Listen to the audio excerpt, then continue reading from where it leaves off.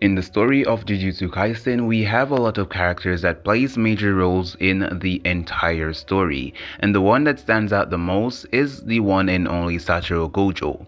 It's because when Satoru Gojo was first introduced into the story, he was the pinnacle of strength, the strongest Jujutsu sorcerer to have ever lived in this era. And by looking at the title of this video, some of you guys will definitely disagree.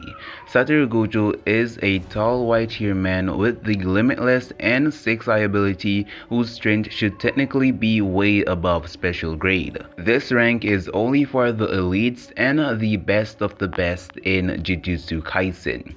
Satoru Gojo has been in 2 near-death encounters before, when he faced Toji Fushiguro in the Hidden Inventory arc and when Kenjaku made his master plan to try to steal away Gojo for thousands of years. Toji Fushiguro is the father of Megumi Fushiguro, and he is a skilled and powerful Jujutsu sorcerer that technically killed Satoru Gojo before, and he did it without even using any curse energy at all, and that's because he has no curse energy. Kenjaku is a sorcerer from the same era which Sukuna is from, which is the Heian era. And ever since Kenjaku was introduced to the story, his plan to stop Satoru Gojo was sealing him away so he wouldn't be a problem in the Shibuya incident arc. Now obviously when Toji killed Satoru Gojo, it failed. Satoru Gojo revived himself using RCT, which he learned on the brink of death, which he came back and became even stronger than before. And when Kenjaku sealed Satoru Gojo,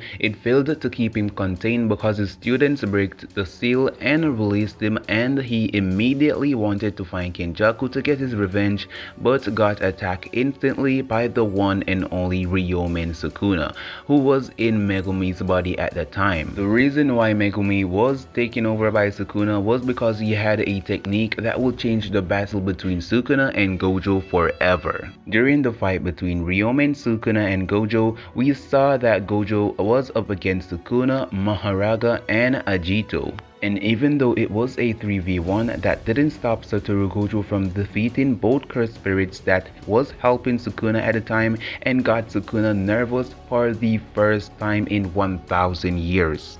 During the fight, Sukuna noticed how Maharaga slashed off Gojo's hand and basically copied the ability for himself.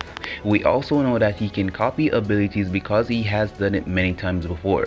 For example, when he copied Jogo's flame abilities and Choso's blood manipulation. We don't exactly know how many exact techniques he can copy or what are the expectations and limitations of these copied abilities, or if he can copy every ability at all, but he can copy most abilities in Jujutsu Kaisen. During the fight between Gojo and Sukuna, he used these abilities that he copied to supposedly kill the Satoru Gojo with a attack that completely bypassed his infinity and split him in half, instantly making it look like he was dead for sure.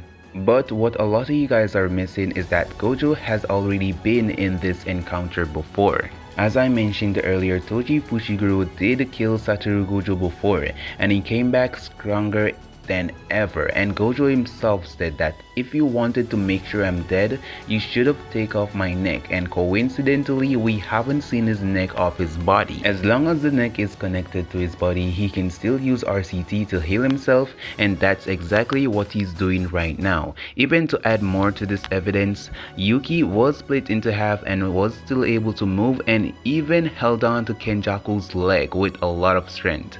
Even when she is split into half, just like Satoru Gojo, she can still have the strength to do all of this action. So are you saying that Satoru Gojo is weaker than Yuki? Even though Satoru Gojo is slashed in half, he still has his RCT replenished. And as stated, if Gojo can grow back his arm, he can grow back his body as well.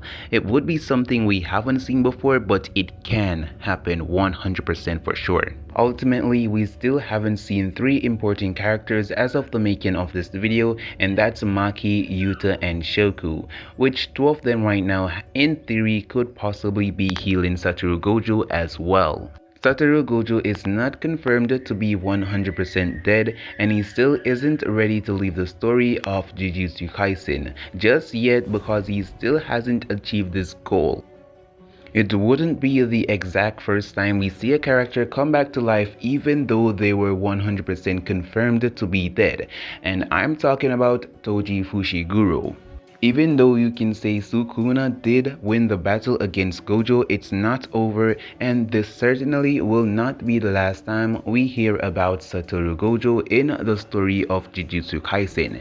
Satoru Gojo will be back. The reason why Gege made the decision to kill Satoru Gojo in the way that he died is to further develop the plot of Jujutsu Kaisen and to give the others more screen time. With a battle as big as this one, if Gojo is alive, he should be fighting the strongest, and right now that is Ryomen Sukuna. And if Gojo won against Sukuna, it actually won't give the main character of the story any meaning. Sukuna has been torturing Yuji Itadori the whole time he has been in Yuji's body, and even though this would be good for the Jujutsu Kaisen world, it would basically be like someone else stealing your kill in Call of Duty.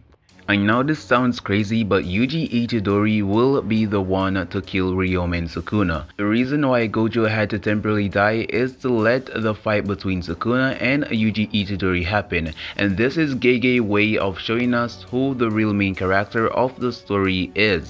If Gojo is always around, then the other characters won't be doing much because Gojo will always be able to handle it. So this is why he got the title in the first place. Take when Todo and Itadori was fighting Hanami, for example. They were fighting, and because Satoru Gojo came, the fight was put to an end. We didn't see who would actually win the fight between Hanami and Todo and Itadori. If Gojo is actually going to die, he will be getting these two things, and these are a on-screen death, and with us seeing his neck being completely cut off, or he needs to be completely obliterated. For the people that think that Gojo is actually dead, I'm not forcing you to believe, but I'll be there to tell you guys I told you so when he finally returns to the story. Imagine if the roles were reversed and Gojo killed Sukuna off screen or Kenjaku. In one chapter we see Gojo fighting Sukuna, and in the next chapter we can see Sukuna underground and not seeing exactly how Sukuna died, and got a simple explanation saying I have a insta-kill ability that splits anything in half. That would absolutely make no sense from a writing perspective, and ultimately making Gege look like a lazy writer for Jujutsu Kaisen. If Satoru Gojo is going to die, we will be seeing something that us victims had to witness, like when Toji was brutally stabbing and killing Gojo on screen. Until then, Satoru Gojo is not dead, and as I said before, this is actually just to further the story of Jujutsu Kaisen and get all of the other characters' development in the story until Satoru Gojo is revived. If this video did open your eyes, definitely comment down and let me know what you guys thought about today's video. I really do think that Satoru Gojo is not dead, and this is just the further story. I really want to know your thoughts down below in the comment section, and with that said, I will see you all in my next banger video.